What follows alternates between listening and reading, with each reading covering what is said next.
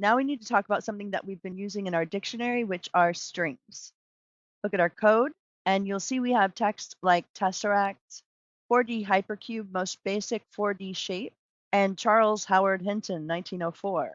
All of these are strings. A string in Python is simply text data, any sequence of characters that you want to treat as text rather than code. Strings are how we handle all text information in our programs, from simple names to complex descriptions.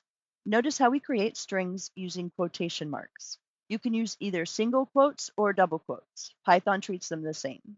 The quotation marks tell Python treat everything between these marks as text, not code. Without the quotes, Python would think tesseract was a variable name or a command. In our dictionary, we're using strings in two key ways. First, as dictionary keys tesseract, as a label we use to look up information. Second, as values, the descriptions like 4D hypercube, most basic 4D shape. They're the data type that makes your programs human readable and meaningful. Strings in Python are immutable. That means once you create a string, you can't change it. If you want to modify a string, Python actually creates a completely new string in memory.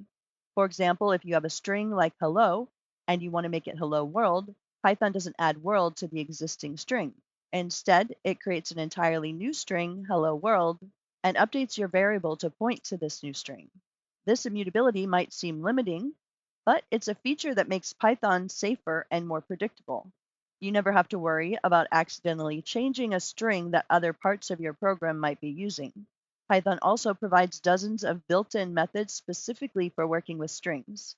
These are functions that are attached directly to string objects. For example, you can use .upper to convert text to uppercase, .lower for lowercase, replace to substitute text, and split to break strings into lists.